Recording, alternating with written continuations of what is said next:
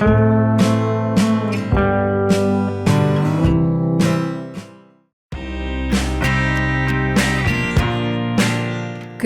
tekad dipadukan kegigihan, tidak ada yang tidak mungkin dicapai. Itulah filosofi yang diterapkan para pembudidaya ikan air tawar, salah satunya di Desa Padanjaya, Bengkulu Utara. Dengan langkah dan semangat tinggi, para pembudidaya membuktikan bahwa segala hal bisa terwujud ketika kita benar-benar berusaha.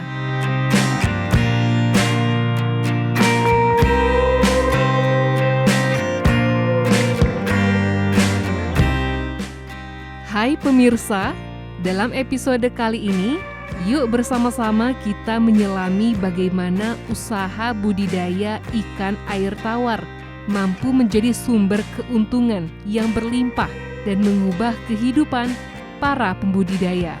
Mari berkelana melalui perjalanan kita hari ini dan temukan rahasia di balik keberhasilan mereka dalam menciptakan kesejahteraan melalui lahan ikan air tawar.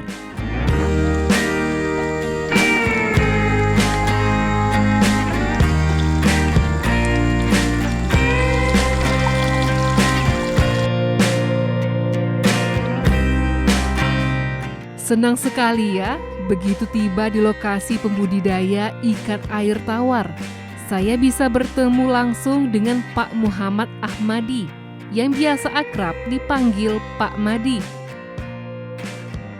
Lokasi yang dipilihnya sungguh menakjubkan, dengan suasana teduh dan sejuk yang dikelilingi oleh pepohonan sawit. Tidak mengherankan jika usahanya terus berjalan lancar dan berhasil.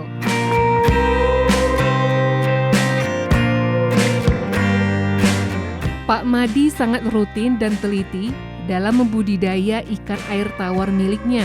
Hal itu terbukti dengan perawatan yang dilakukan Pak Madi, mulai dari memberi makan ikan, memastikan kebersihan dan suhu kolam, serta memantau perkembangbiakan ikan-ikan air tawar.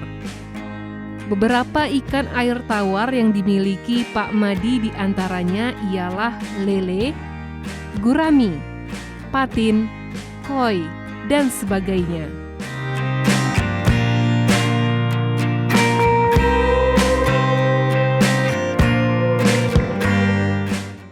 Pak Madi, ini benihan ikan apa ini? Ini ikan lele ini, Mbak. Ikan lele.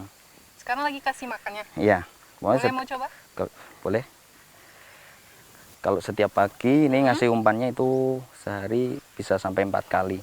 Sehari 4 kali? Iya. Waktunya kapan aja tuh? Pagi, siang, sore, dan malam. Pagi. Ini lahannya kira-kira berapa ini? Kalau lahannya ini kisaran kurang lebih 1 hektar, Mbak. Oh, iya. Ya, gurami yang di bawah hitam. Ini? Ini yang gurami hitam, kalau ini di bawah ini gurami merah. Oh, ini yang gurami merah. Iya.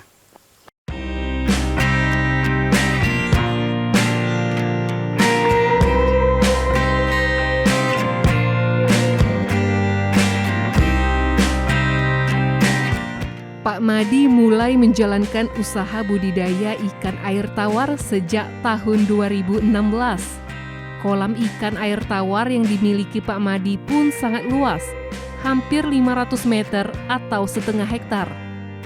Tentu, dengan kebermanfaatan lahan yang luas tersebut, membuat produksi ikan air tawar Pak Madi sangat banyak. Bahkan per kolam bisa menampung ratusan kilogram hingga per ton. Tidak heran, ikan-ikan air tawar Pak Madi menjadi target para pembeli maupun toke ikan, baik dari lokal, provinsi, bahkan luar provinsi seperti Sumatera Barat.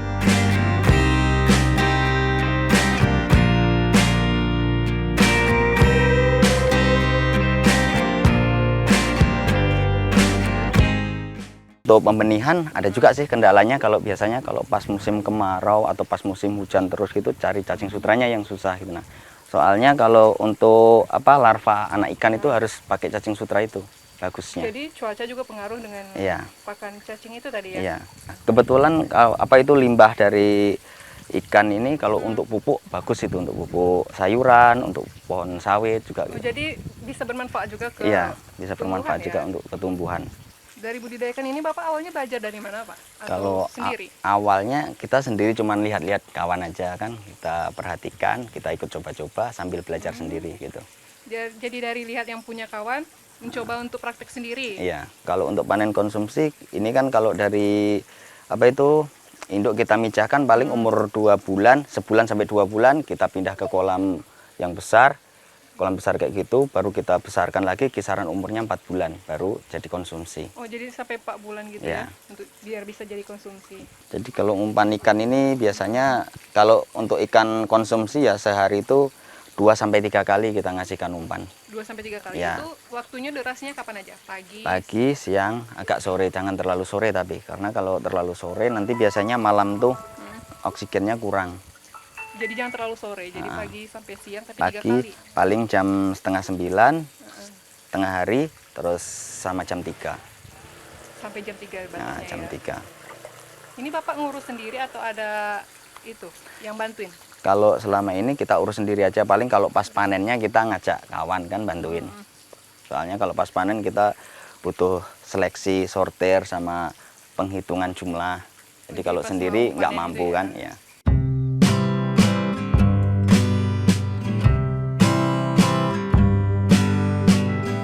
Di balik keberhasilan Pak Madi dalam membudidaya ikan air tawar, Pak Madi tentu pernah memiliki kendala dalam menjalankan usahanya.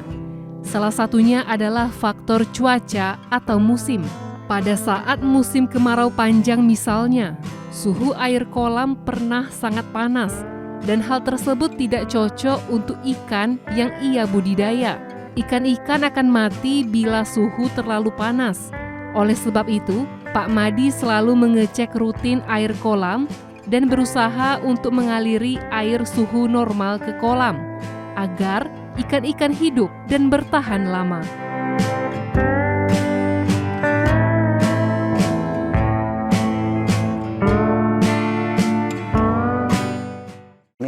Ini belum besar Mbak, ini belum layak konsumsi.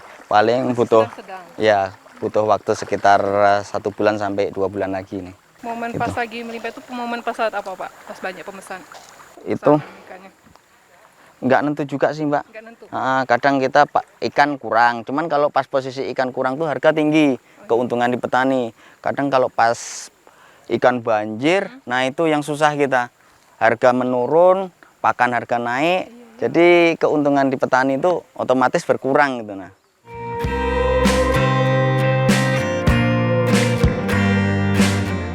Untuk meningkatkan kualitas ikan air tawar, Pak Madi juga menggunakan sistem kolam bioflok.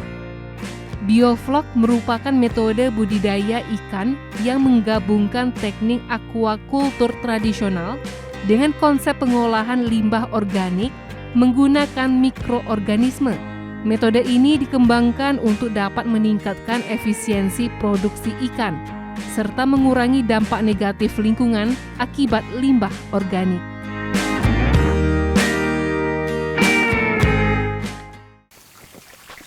Pak, ini kolam ikan apa aja isinya Pak? Kalau ini sementara saya pakai untuk induk koi. Induk koi. Induk koi. Isinya ada 33 ekor. 33 ekor. Ini ukuran koinya itu kira-kiranya berapa panjangnya? Kalau panjang ikan koinya ini 40 sampai 50 cm ini. 40 sampai 50 cm. Iya. Ini agak beda sendiri kolamnya ini Pak. Ini Iya. dari apa? Kalau ini Kolam. jenis namanya bioflok, kolam bulat.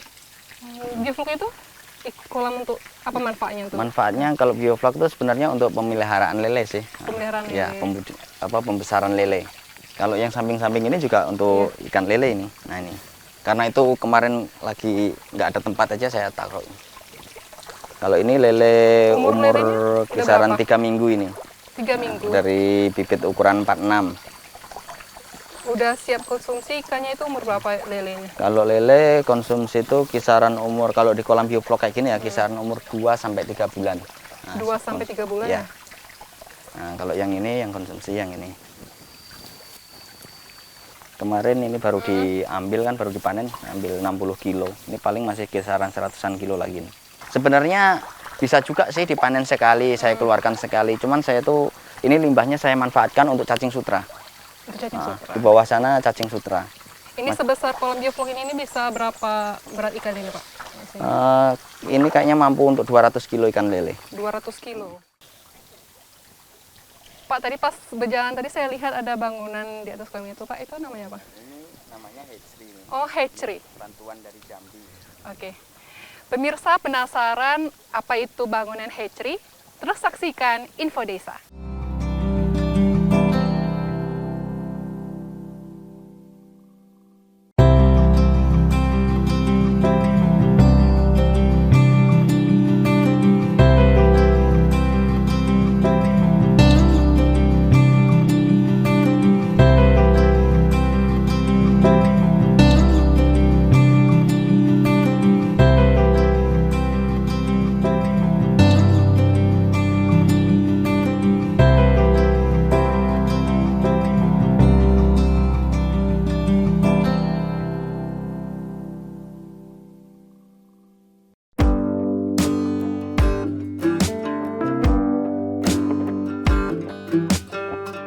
Keuletan, ketelitian, serta kegigihan Pak Madi dalam membudidaya ikan air tawar miliknya menciptakan keberhasilan dalam produksi, bahkan pemasaran hasil budidaya.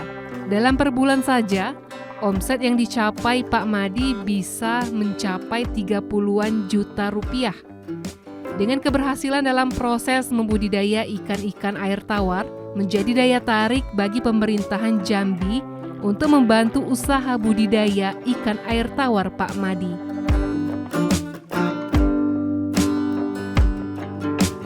Tahun 2023, pemerintahan Jambi khususnya Balai Perikanan Budidaya Air Tawar atau BPBAT Sungai Gelam Jambi berkoordinasi dengan pemerintahan setempat berencana untuk membantu usaha budidaya ikan air tawar di Desa Padang Jaya, Kecamatan Padang Jaya, Bengkulu Utara.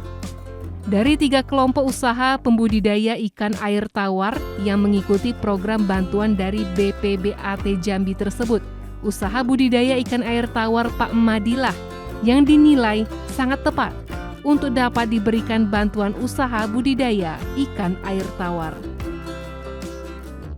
Pembuatan hatchery sebagai bangunan yang dilapisi atap bening untuk kolam ikan merupakan salah satu bentuk bantuan dari BPBAT Jambi.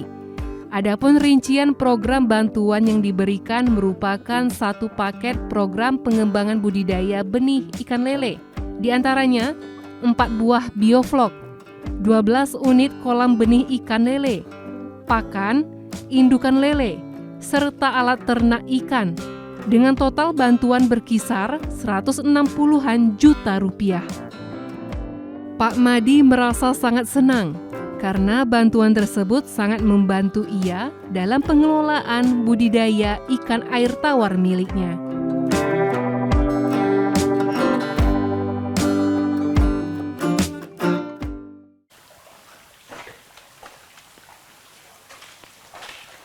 Ini bantuan dari Jambi nih, Mbak. Oh, bantuan dari Jambi, Iya. Pak? Dari bangunannya sampai induknya ini juga bantuan dari Jambi. Benihnya juga benih ikan Jambi juga bantu? Induknya yang bantuan, kalau benihnya kan kita Sendiri? bikin sendiri. Jadi dari bangunan Sampai induk. Kolam ini juga? Iya, kolamnya ini juga, cuman dalam pengerjaannya pemborongnya nyerahkan ke kami kan, nyari tukang di wilayah sini. Jadi di hatchery ini ada berapa kolamnya, Pak? Kalau di dalam hatchery ini jumlah kolamnya ada 12 petak. 12 petak. Itu terisi semua atau ada yang belum diisi? Sementara masih ada yang belum diisi. Masih ada yang belum diisi. Terus ini ukuran kolamnya per petaknya nih ukuran 3x4 dengan ketinggian 1 meter. 1 meter ini? Iya, Ini kedalamannya. nanti kalau udah jadi ini bisa berapa kilo ikan di dalam? Kalau ini kebetulan untuk pembenihan, khusus untuk pembenihan dari pemerintahnya, bantuan ini untuk khusus pembenihan lele. Pemirsa, sesaat lagi kita akan melihat hasil pertanian yang dikelola oleh Pak Suharsana. Jangan kemana-mana, tetap saksikan Info Desa.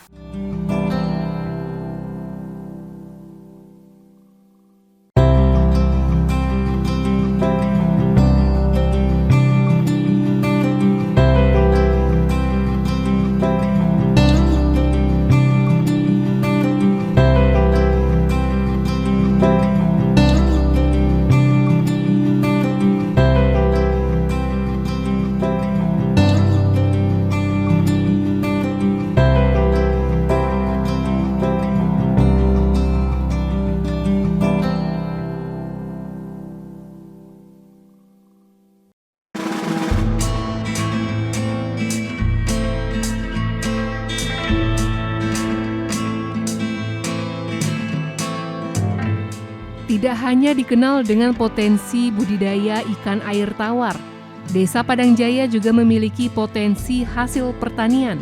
Salah satunya adalah hasil pertanian dari lahan pertanian yang dikelola oleh Pak Suharsana. Pak Suharsana merupakan pensiunan pegawai negeri sipil atau PNS yang berusaha untuk memanfaatkan lahan miliknya menjadi lahan pertanian. Beberapa sayuran yang ia tanam diantaranya ialah cabai merah, tabu, terong, dan lain-lain.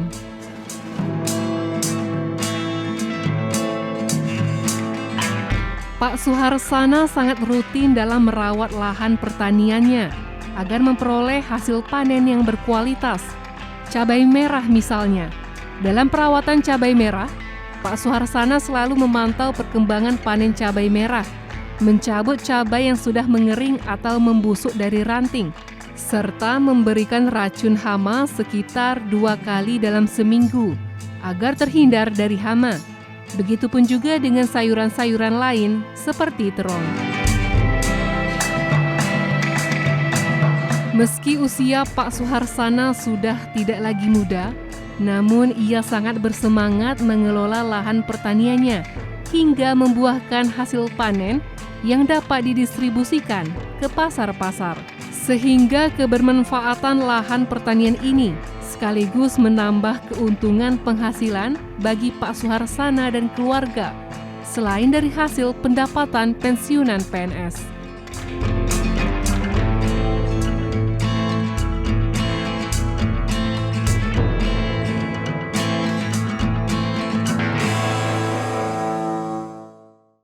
Pemirsa, ternyata Desa Padang Jaya juga memiliki potensi hasil pertanian.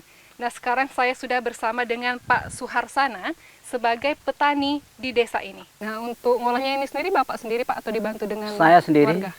Hanya awal dari melobang dan sebagainya itu kami ngajak orang sehingga supaya karena awal dari pembuatan lahan ini mungkin juga sudah memerlukan tenaga yang cukup menguras energi sehingga kami masih perlu juga bantuan dan selain itu selebihnya itu ya kami tangani sendiri baik nanam, mupuk dan sebagainya saya Sampai hasil panen Bapak ya dulu sampai ya? hasil panen kami yang Pemirsa mau tahu lebih banyak lagi tentang hasil pertanian yang dikelola Pak Suharsana? Terus saksikan saya di Info Desa. Yuk Pak.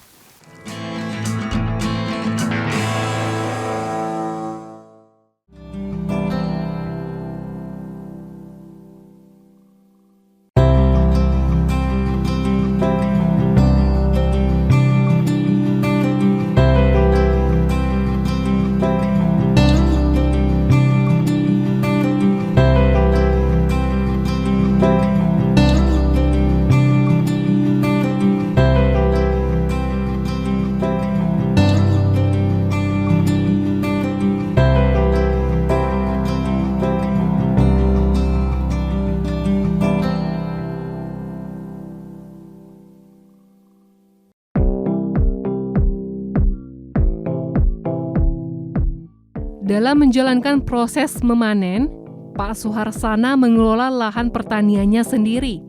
Tidak jarang istrinya juga membantu.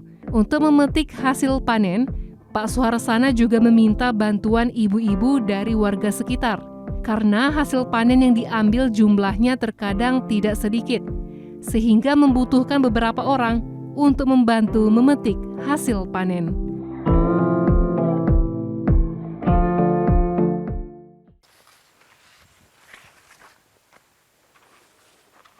lagi panen ini baru awal baru mulai petik baru pertama kali ini metik gitu. Ini baru pertama kali metik? Iya. Boleh Pak saya ikut gabung Pak? Boleh silahkan. Cara memetik yang baik itu dipegang paling ujung ya, metiknya gini supaya tidak ini ganggu yang masih hijau gitu. Lahan pertanian yang dimiliki Pak Suharsana tidak begitu luas. Namun Pak Suharsana mampu memanfaatkan lahan pertanian tersebut sehingga memanen hasil sayuran maupun buahan yang berkualitas dan siap jual di pasaran. Pak Suharsana mampu mengubah lahan tersebut menjadi tambahan peluang pendapatan yang cukup menjanjikan untuk memenuhi kehidupan keluarganya. Dengan adanya tanaman sayuran ini membantu sekali, pengeluaran nggak terlalu banyak, cuman beli sayur, beli bumbunya, malah dijual ini. Tanaman itu panen terong sama cabai, sama kacang panjang di belakang situ.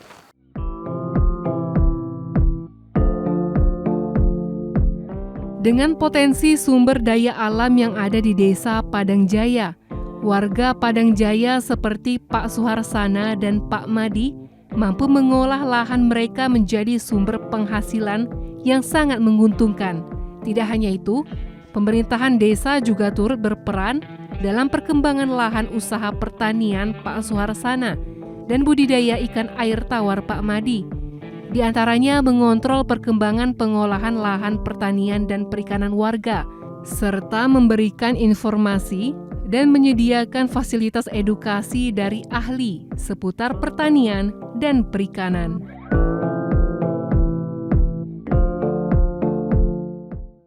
Untuk di wilayah Padang Jaya ini, untuk petani budidaya ikan berkisaran dengan sekitar 30-40%. Selain itu mungkin di sini ada perkebunan juga, tapi yang tidak kalah pentingnya yaitu di pertanian sekitar 40-50%, karena untuk menunjang perekonomian daripada masyarakat kita sendiri.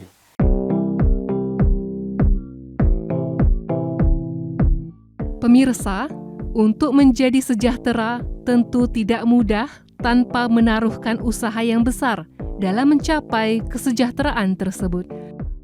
Seperti yang dilakukan Pak Madi dan Pak Suharsana yang sangat gigih dan konsisten dalam mengembangkan usaha lahan milik mereka. Dengan memiliki potensi lahan serta memiliki kegigihan usaha yang besar, hal ini menjadikan peluang yang sangat menguntungkan bagi keduanya.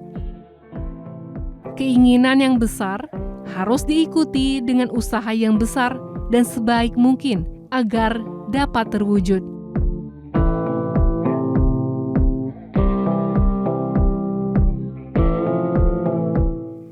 Pemirsa, Kabupaten Bengkulu Utara, khususnya Desa Padang Jaya, memiliki potensi sumber daya alam yang melimpah.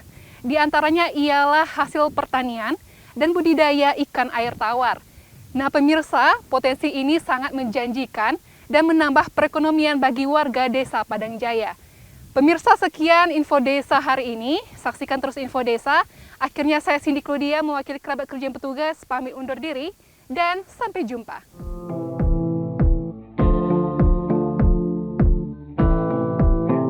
Seperti ada pepatah mengatakan, tidak pernah ada batas waktu untuk menggapai mimpi. Berusaha sebaik mungkin dan biarkan waktu yang menentukan bahwa yang terbaik adalah pemenangnya.